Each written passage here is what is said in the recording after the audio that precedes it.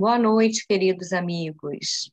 Hoje, dia 22 de março, estamos recebendo mais uma vez João Rocha, lá do Centro Espírita Miguel Arcanjo, da cidade de Tombos, em Minas Gerais. O João vai conversar conosco essa noite sobre o tema Fidelidade a Deus. Gratidão, João, pela tua disponibilidade e o carinho de estar aqui mais uma vez conosco. A companheira Vanessa irá fazer a leitura da página inicial, seguida da prece.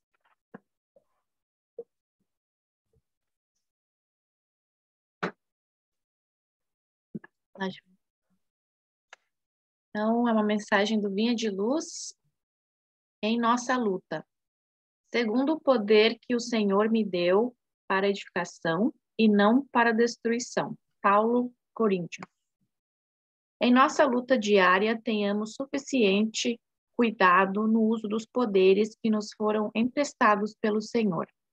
A ideia de destruição assalta-nos a mente em ocasiões incontestáveis. Associações de forças menos esclarecidas no bem e na verdade, somos tentados a movimentar processos de aniquilamento. Companheiros menos desejáveis nos trabalhos de cada dia, intentamos abandoná-los de vez. Cooperadores endurecidos, deixá-los ao desamparo.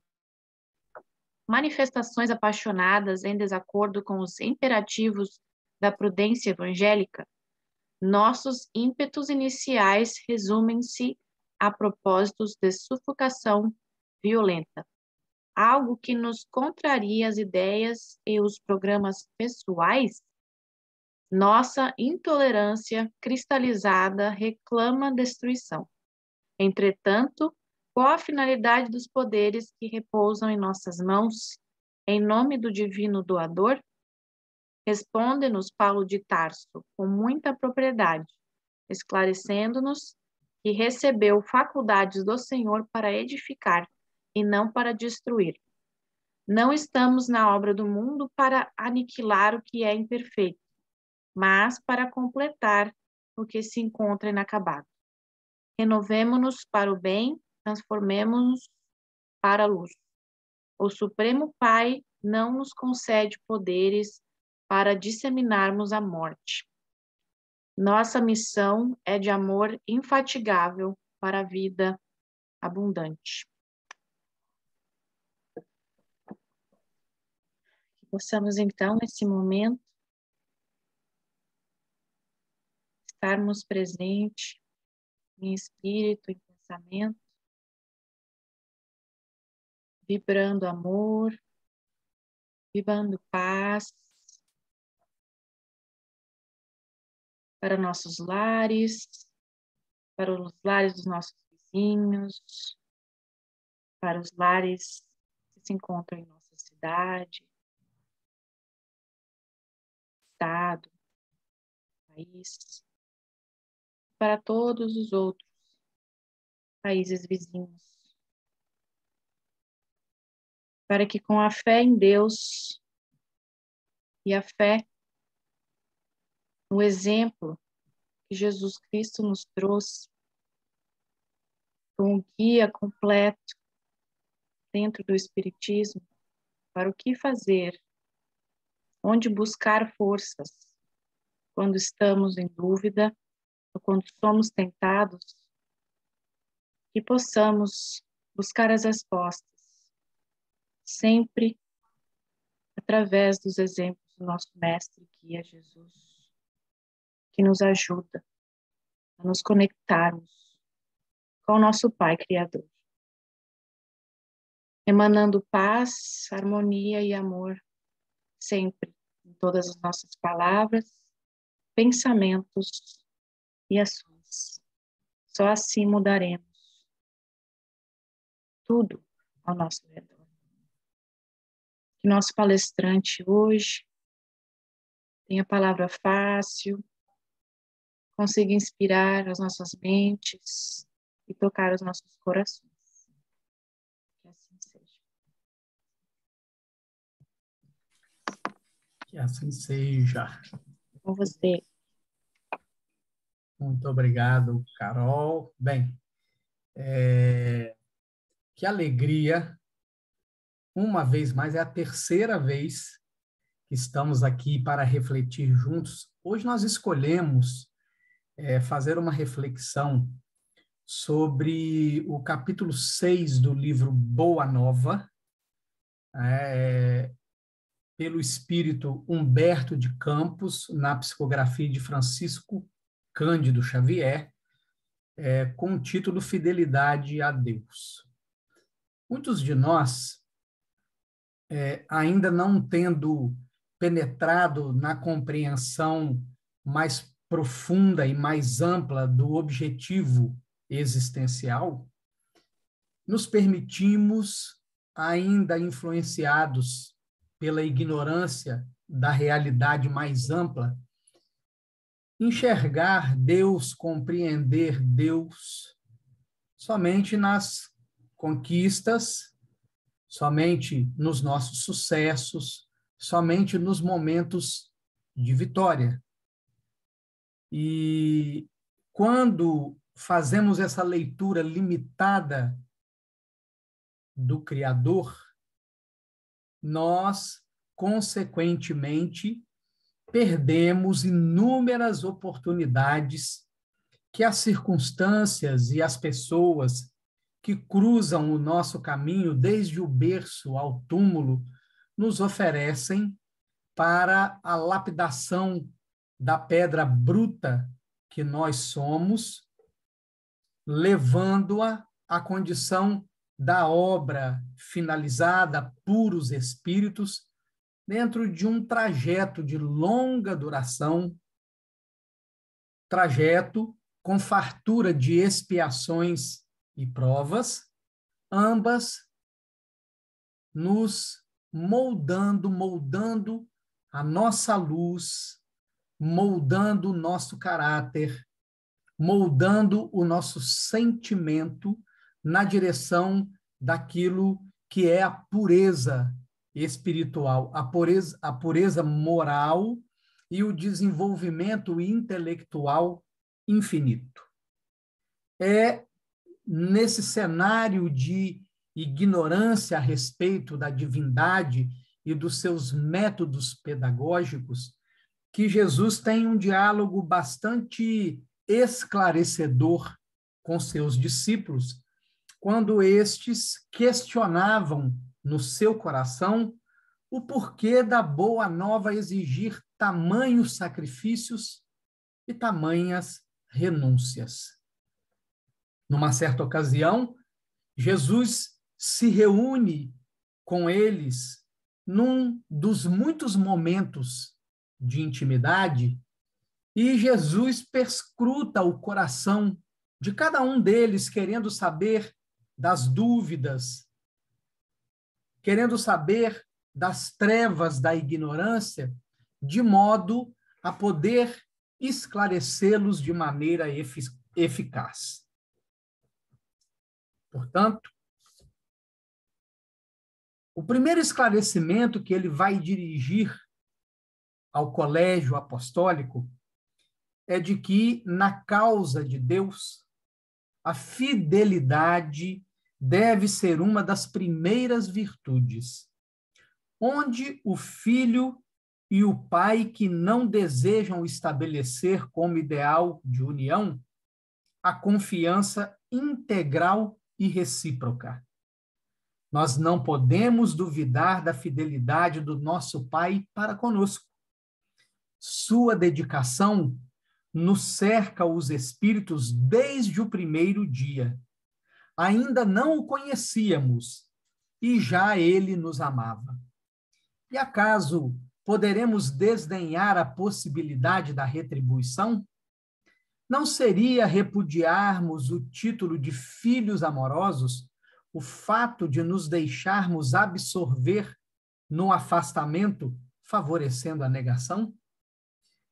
Esta primeira reflexão de Jesus, meus irmãos e irmãs, nos leva a questionar a nossa contrapartida a esta concessão divina que é a reencarnação.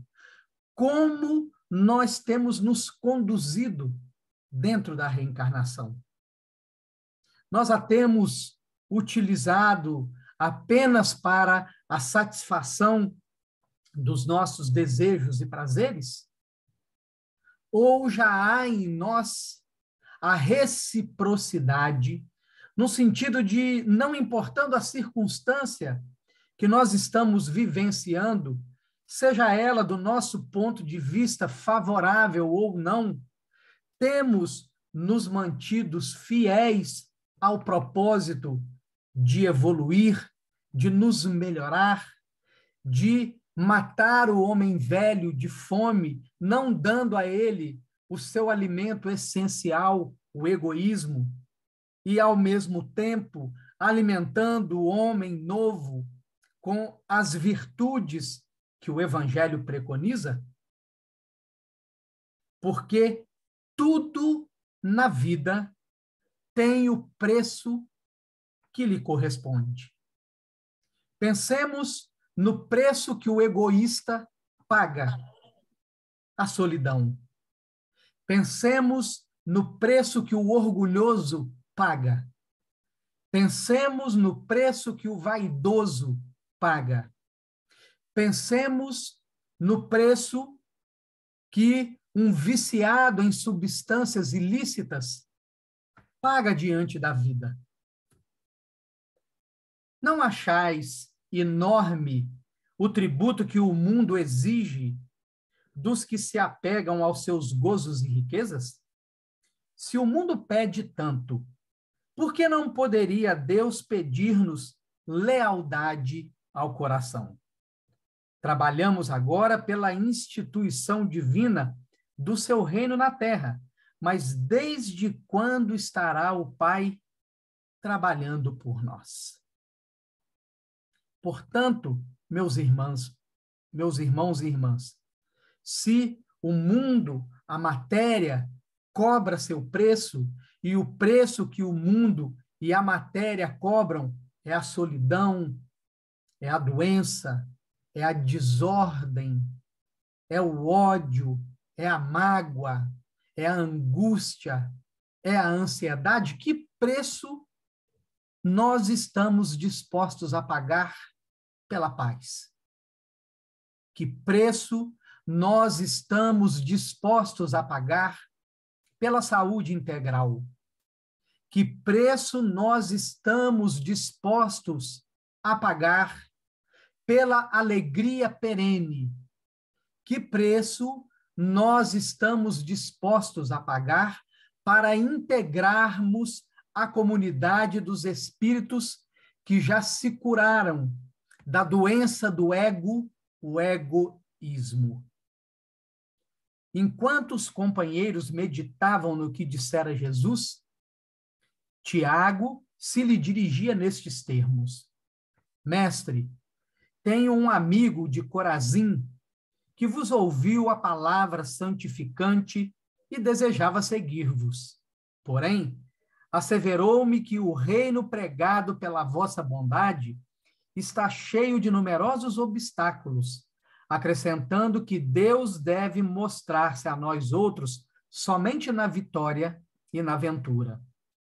Devo confessar que hesitei ante as suas observações, mas agora, esclarecido pelos vossos ensinamentos, melhor vos compreendo e afirmo-vos que nunca esquecerei minha fidelidade ao reino.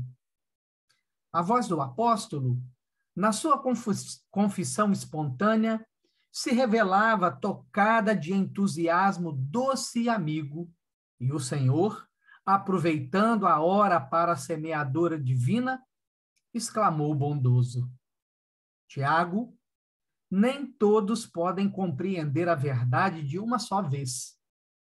Devemos considerar que o mundo está cheio de crentes que não entendem a proteção do céu, senão nos dias de tranquilidade e de triunfo. Nós, porém, que conhecemos a vontade suprema, temos que lhe seguir o roteiro. Não devemos pensar no Deus que nos concede, mas no Pai que educa. não no Deus que recompensa, e sim no Pai que aperfeiçoa. Daí se segue que a nossa batalha pela redenção tem de ser perseverante e sem trégua. E Deus educa, e Deus aperfeiçoa na nossa rotina, no nosso cotidiano. Cada criatura que atravessa o nosso caminho, tanto quanto cada circunstância que nós vivenciamos, é um espelho onde nós podemos nos enxergar. Um espelho que revela sobre nós mesmos aspectos da nossa personalidade que muitas vezes nós negamos esses aspectos, e esse material negado vai se constituir no vasto material da nossa sombra psicológica, causa de tantas derrocadas espirituais, exatamente porque negligenciamos olhar para ela, um olhar amoroso e acolhedor de quem descobre aspectos da sua personalidade reprimidos e os traz à luz da consciência do ego, a fim de trabalhá-los agora sob a iluminação do Evangelho de Jesus, transmutando esse conteúdo sombrio em energia restauradora para a vida, na medida em que, libertos destes conteúdos afligentes da sombra, conseguimos caminhar de maneira mais leve e firme na direção do nosso destino final. De que modo, porém, se há de viver como homem e como apóstolo do reino de Deus na face deste mundo? Inquiriu Tadeu. Em verdade, esclareceu o Messias, ninguém pode servir simultaneamente a dois senhores. Fora absurdo viver ao mesmo tempo para os prazeres condenáveis da terra e para as virtudes sublimes do céu. O discípulo da Boa Nova tem de servir a Deus, servindo à sua obra neste mundo. Ele sabe que se acha a laborar com muito esforço num grande campo, propriedade de seu pai, que o observa com carinho e atenta com amor nos seus trabalhos. Acima de todas as coisas, respondeu o mestre, é preciso ser fiel a Deus. A pequena assembleia parecia altamente enlevada e satisfeita, mas André inquiriu: mestre, nestes últimos dias tenho me sentido doente e receio não poder trabalhar como os demais companheiros. Como poderei ser fiel a Deus estando enfermo? Ouve, replicou o Senhor com certa ênfase. Nos dias de calma, é fácil provar-se fidelidade e confiança. Não se prova, porém, dedicação verdadeiramente, senão nas horas tormentosas em que tudo parece contrariar e perecer. O enfermo tem consigo diversas possibilidades de trabalhar para nosso Pai com mais altas probabilidades de êxito no serviço. Tateando ou rastejando, busquemos servir ao Pai que está nos céus, porque nas suas mãos divinas vive o universo inteiro. André, se algum dia teus olhos se fecharem para a luz da terra, serve a Deus com a tua palavra e com os ouvidos. Se ficares mudo, toma a si mesmo a charrua, valendo-te das tuas mãos. Ainda que ficasses privado dos olhos e da palavra, das mãos e dos pés, poderia servir a Deus com a paciência e a coragem, porque a virtude é o verbo dessa fidelidade que nos conduzirá ao amor dos amores. Meus irmãos e irmãs, nas criaturas que cruzam o nosso caminho e nas circunstâncias que vivenciamos no decorrer das horas de um dia, encontramos professores das mais variadas virtudes, tanto quanto encontramos reveladores daquilo que não temos querido olhar em nós mesmos. O companheiro difícil, problemático, se transforma na pedagogia divina no professor PhD em paciência. Aquele que nos trai, seja um amigo, uma amiga, um companheiro de trabalho, um cônjuge, ensina-nos a permanecermos fiéis ao amor, sem descambar para o revide. Aquele que nos abandona à solidão, treina-nos a encontrarmos Deus dentro de nós mesmos, para que nunca mais nos sintamos solitários. De outra forma, aquele amigo que nos acolhe, nos fala dos valores da amizade eterna, tanto quanto o cônjuge com quem compartilhamos as lutas cotidianas, fala para nós da perseverança. E aquele companheiro que nos exige uma atenção mais intensa, fala-nos da disciplina para conosco mesmos, que precisamos desenvolver e, portanto, em qualquer aspecto da nossa caminhada. É preciso que jamais esqueçamos que todas as pessoas e todas as circunstâncias existem para cada um de nós, com o objetivo de nos aperfeiçoarmos, de deixarmos no solo do planeta Terra os aspectos negativos da nossa personalidade e de construirmos as virtudes que só são possíveis de adquirir num mundo de expiações e provas. Raciocinemos, meus irmãos e irmãs, se num mundo feliz há necessidade de perdão. Raciocinemos se num mundo feliz há necessidade de compreensão e tolerância. Raciocinemos se no mundo feliz nós temos necessidades de relevar. A lógica e o bom senso nos dizem que não.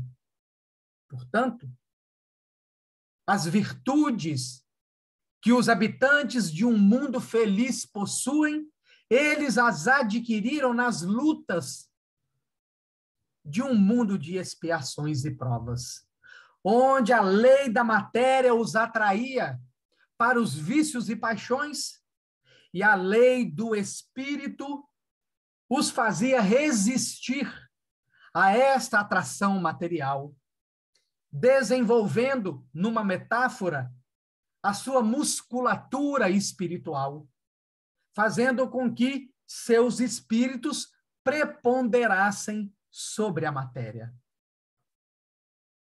Ser fiel a Deus no mundo de expiações e provas, meus irmãos e irmãs, é não desvirtuarmos o caminho a que nos propomos.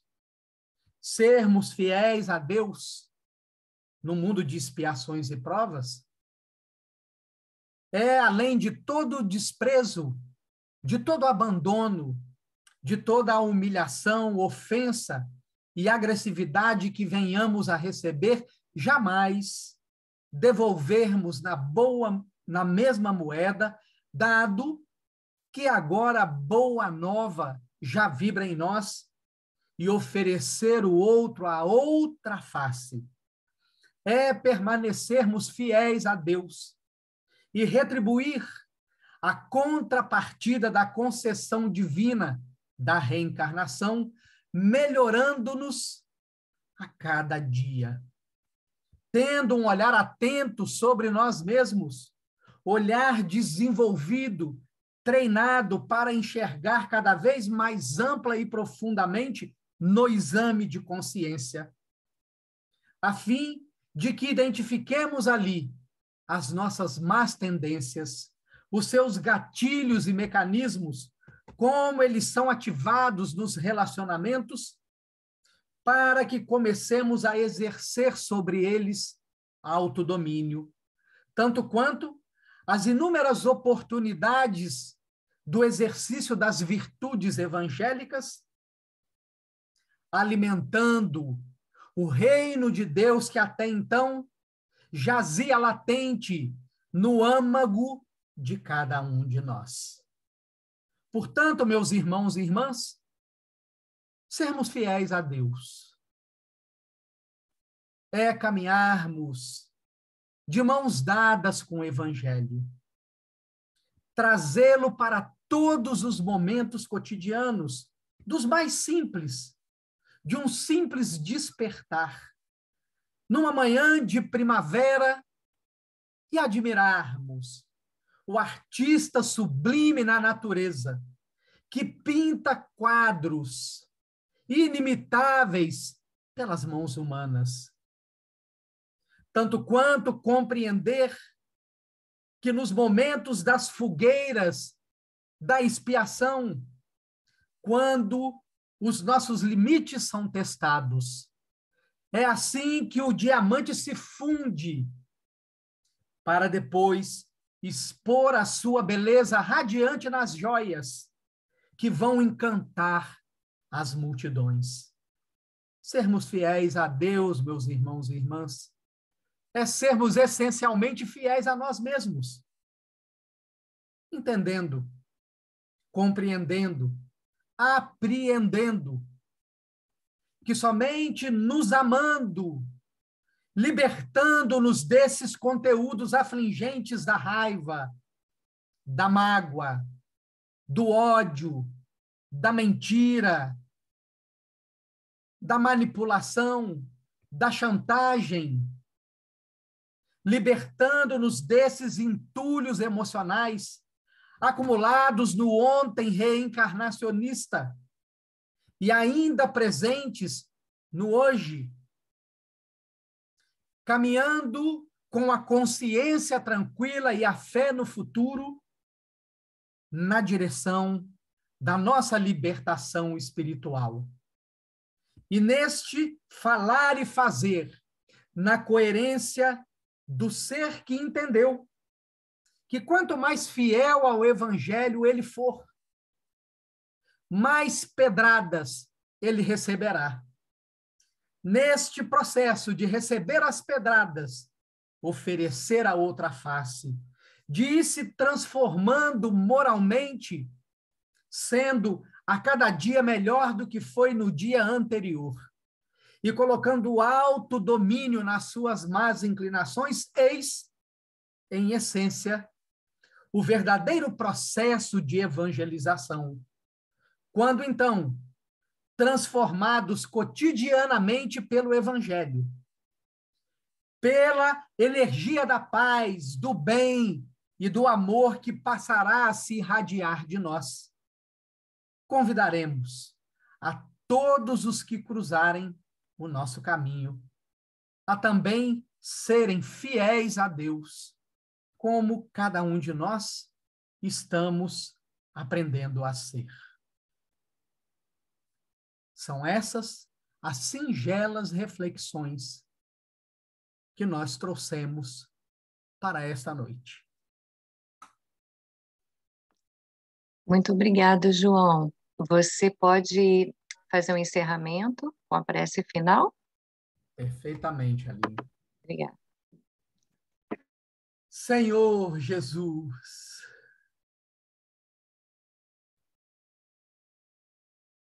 a noite da ignorância se adensa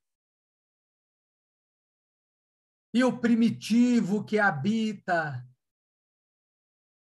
muitas criaturas vem à tona estimulado